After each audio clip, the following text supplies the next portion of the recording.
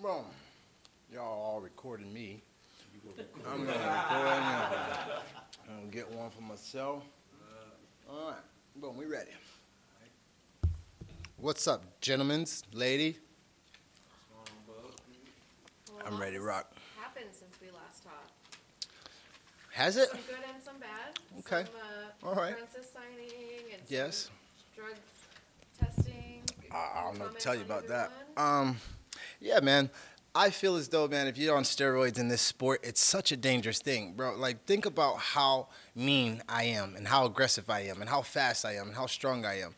I would be really mad if I was on the outside looking at an athlete like myself and then juice that type of athlete up with steroids. I would be ready to press charges against myself because I know how dangerous something like that could be. Me throwing a flying knee naturally off of just being me, it's going to do some damage. Me with confidence that I know this flying knee is going to do damage, that I know I'm on roids, that I know I'm juiced up, that I know that I'm illegal, and then throwing that knee is completely another mindset. It's so dangerous to be on roids in this sport that there should be a bigger penalty. Yeah, it's a manly man's thing. If you're not ready to step in the kitchen and cook with the grease and the fire, get the fuck on. Only men are here. Only women are here. Only the real men and the real women. Everybody else who's mentally weak, there's another sport for you. This ain't it. Does it make you going in now that there were 10? That's a lot of people. Does that kind of make you a little more nervous going in, or you? Nah, I've beaten the shit out of people on roids. Don't get it twisted. I've beaten the hell out of some roided up folks. I'm anointed, so I ain't really tripping about what a needle does when I have the highest power. But it is a dangerous thing. It is something that you have to balance. But no weapon shall form. So I'm not in a place where I go in there thinking, oh man, this man might be something. I go in thinking, y'all see how I come out. I come out eyes to the hill, which cometh my help. We ain't tripping about nobody. How was the preparation for this fight camp different than the one for Chris Wade, just on a personal level? This one was more calm. Sung Bin Joe is not a trash talking guy. He's not an English speaking guy. He's not someone that I can say something to and then get a cool reaction out of or something. I play to the game. I try to get in Chris Wade's head. We do the lock name thing. I'm very intelligent when it comes to this fight game and how to make moves around, the fight week. Get in people's head, oh, Bubba, you're too aggressive here. Shut your ass up and watch me flip the switch and beat Wade like I'm supposed to. There's things that I do to flip the switch. I'll talk that trash. I'll get, amped up, and we'll get to a place where you think I'm out of control, and then I flip the switch and go hug my daughter. I'll flip the switch and go talk to kids. I'll flip the switch and, kiss grandma. It's a switch that we have. Sometimes I'm wrestling, and sometimes I'm trying to knock your ass clean the fuck out. So there are times where you think that... There are times where you think that the route that you are going is the correct route, but the people around you really kind of hone you into where you need to be, and that's where I'm in this part of my season. I have the right people around me, I have the right focus, and I flip the right switches. I have many of them. And last one for me: do you prefer one of those types of camps more than the other, where you can kind of trash talk, or do you like the fact that you can focus just on fighting? I like to trash talk. I like to have fun. I like people to be misunderstood by me. To know me is to really know me. But from a distance, if you don't know who I am, you don't know my confidence, you don't know where I come from, you might think I'm a very arrogant, cocky, some of my whatever, right? But when you really try to get to know me, if you talk to me off camera, if you just, know me, then you know that it's part of the fight game. This is what we are doing. I sell the fights, I talk that shit, and we go in there and we try to back it up as best as we can. I've been calling knockouts and submissions since the beginning of the season. I ain't got one yet, but I've been dominating, and I've been talking how I do. I'm Bad Man Tings, all 2023. Bad Man. Yes, sir. Designed Undisputed World MMA. Understanding that, how that theme song coming? Everything is going good. Right now I'm going with Bad to the Bone for my walkout.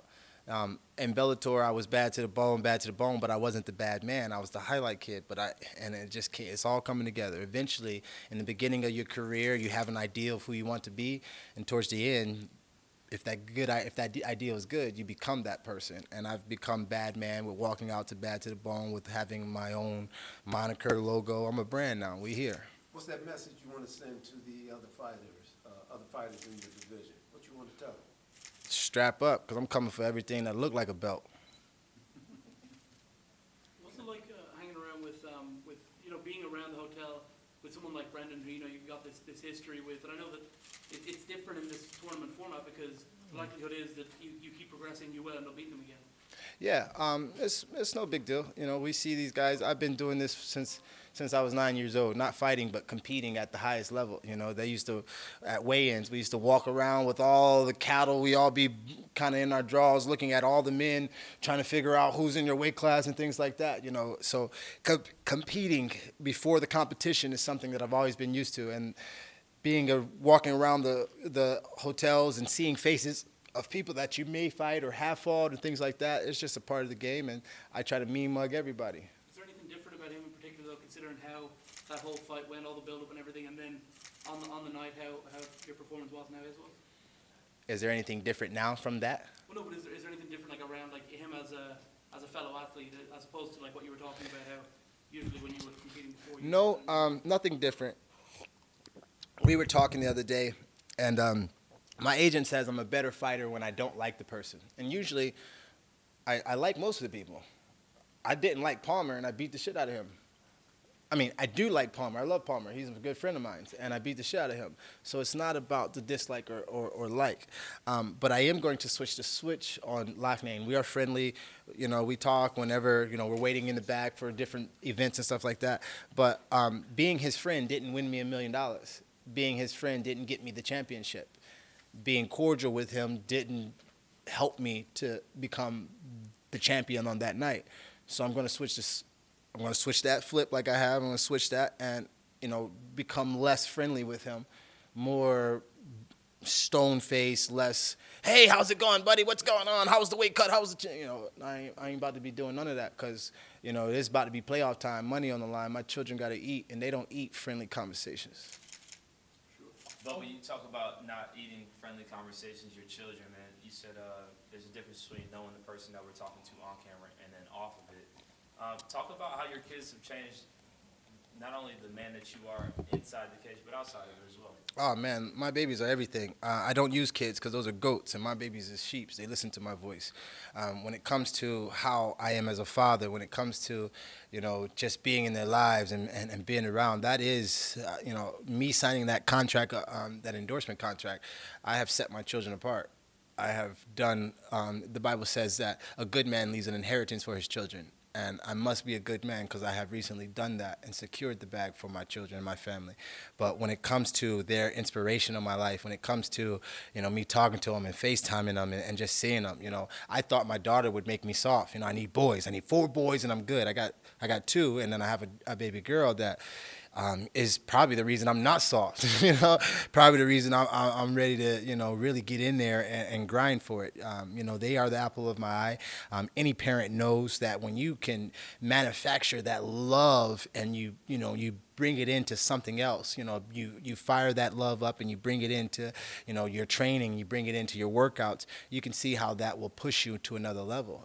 Some people don't have that influence or they don't have that inspiration, but I have manufactured that in my children, and I make sure that what they see in me is greatness at all times. And what do your children think about this trip that you're on right now? Do they understand what daddy's doing? Absolutely. Absolutely. My oldest is 9, my youngest is 5. So, and my youngest is me. Drayden Jenkins, that is Bubba reincarnated all over again. My oldest Dream, he's me when I'm not in competition mode. He's super intelligent, kind of laid back, and just not, he don't have that bite on him. But Drayden has that. And what do you hope that they learn?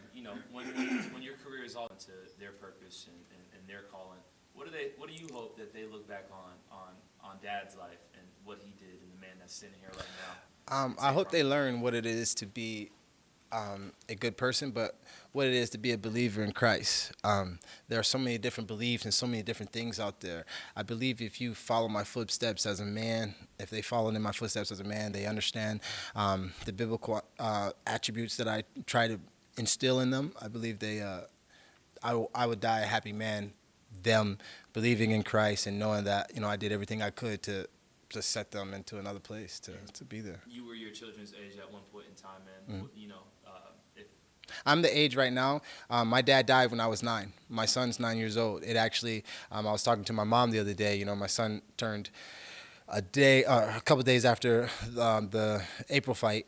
My son turned 9, and it just was a hit to my psyche that when he was that age, when I was that age, I lost the biggest thing in my life. I was a father's son. I was, always on my dad. He'd be at the end of the bed praying, and I'd be, wrestling on his neck. And, I remember always trying to go with him and always trying to be with him. And knowing that about who I was, I know my son's exactly the same. He's a daddy's boy. He calls me all the time. He wants to be around me. He don't care if I'm praying. He don't care if I'm in a meeting. He's there, always at my feet. So I'm recognizing of the time that he's in, and, I'm doing everything I can to be that man. final question for me, Bubba, what would your dad think about the father, the fighter that's sitting here in front of us today? So I have a cousin here in Atlanta. Her mom is my dad's sister. And she was like, man, you looking like your daddy. And I was like, man, you looking like your mama, just us joking. And she said, boy, the way I've seen you grow in the last 3 years, if your father, my dad is the patriarch of our family. He was the oldest boy of 11 children. So him being the patriarch, whenever my dad was there, he was the happy, all the nieces and nephews. My dad was the fun guy. So she was saying, man, if your dad was here now, one, you would already be a millionaire. 2, the game would be so much more locked up with you because I am my father's son. And if you can imagine my intensity, intelligence, and athletic ability with this sport, you can imagine a man on the outside nurturing that, catering to that, knowing, okay, this is what I want my son to do. Like, it would have been different. It's one of those sad things, but I know if my father was here, game would be much different. And his name? Jesse Jenkins the second. I'm the third. Oh, cool. Corey from the Undisputed Real of MMA. But man, you drip, man. I gotta give you always come in style, man. Thank you, boss. I appreciate it. I ain't really trying to do nothing right now. Y'all gotta wait till this weigh-ins. I got something fly for the weigh-ins tomorrow, so y'all gotta check that out.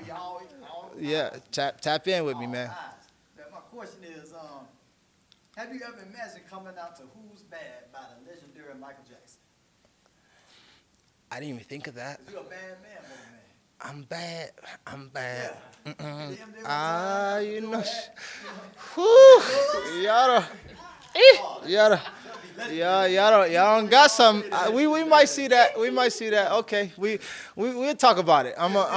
Cause my brand is my brand, but I listen to the people around me. What I know is I don't know everything, and the people that I meet are people that know something that I don't know. Every person that I meet knows something I don't know. So I always listen in. I have a lot of OGs around me. I have a lot of wisdom-like people with gray hair, and I listen to those people. Of course, I take it with a grain of salt in everything that I do because I am my own man, but I listen to the people around me. And if they say it's a better brand switch than Bad to the Bone because it's Mike now. It's Mike. It's Mike.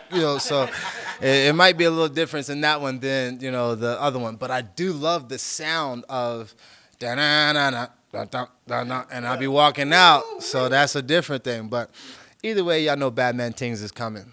Yeah. Indeed. My other question is, I know you probably traveled to a lot of places. Is it anywhere that you would like to go back or would you like to travel to? My bloodline is Ghana. I'm Ghanaian. My dad died in Ghana. I have a king over there that I'm building an agency with. So it's going back and finishing up there. I know that Francis Ngannou signed with us, and he's the head chairman of Africa, PFL Africa.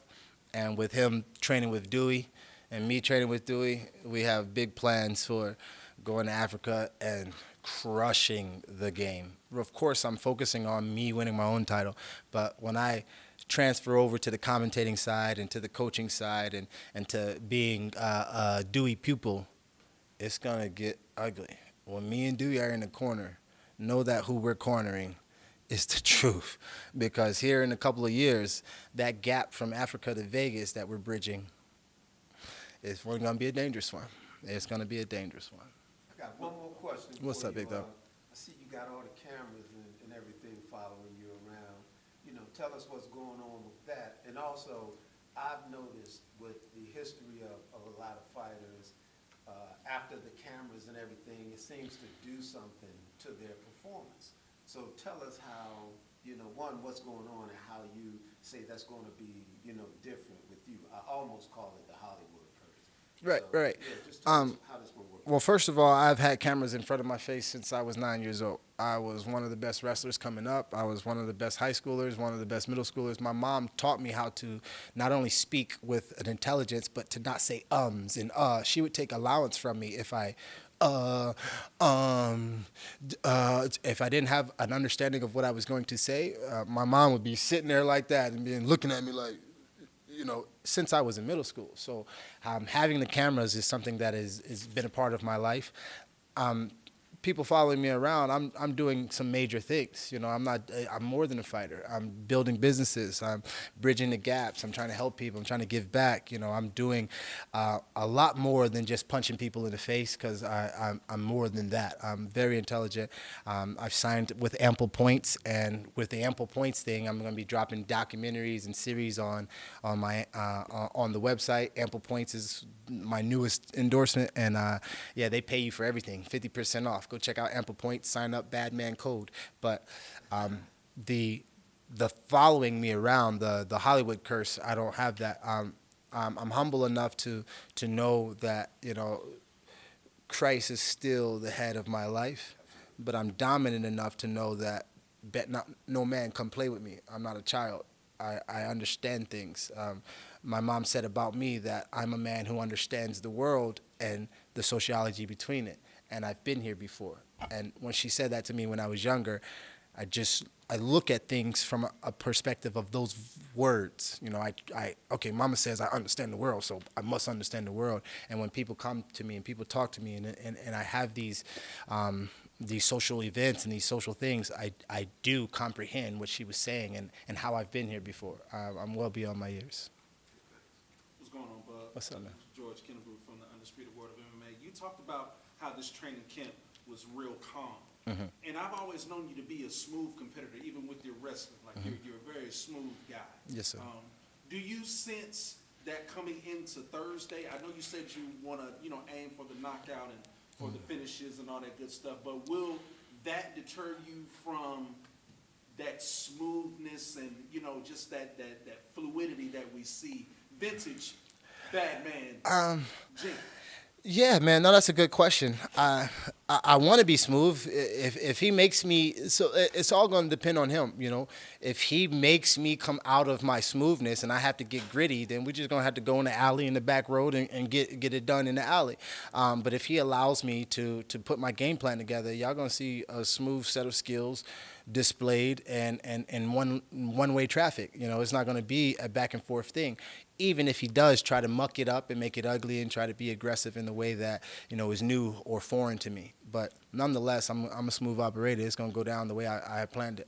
And that Brandon thing, man, I mean, I know it's all up to the brand of which theme song you come out to, but I would suggest, you know, take a listen to this song called Coach Ice by Audio Slave. I think that fits you well. Okay. It's that opening guitar riff and the Yeah. drums going. I can see you. All right, I got to write that down when we get done. When I get Listen out of here, to we'll. Bad Man. All right, yeah, I like it. I like y'all coming up with Bad Man songs. So it's basically when y'all see me walking, y'all like, man, he need a theme song. Right, He need to sit down, a stand up song. He need to walk into the room song, a walk out song. So no, I feel you. It's you guys understanding that I'm trying to build a brand in myself, and when I bring that to the world wants to be a part of helping create that brand because they see we're on a superstardom. Appreciate it. All right. Thank you, guys. Appreciate it. Appreciate you.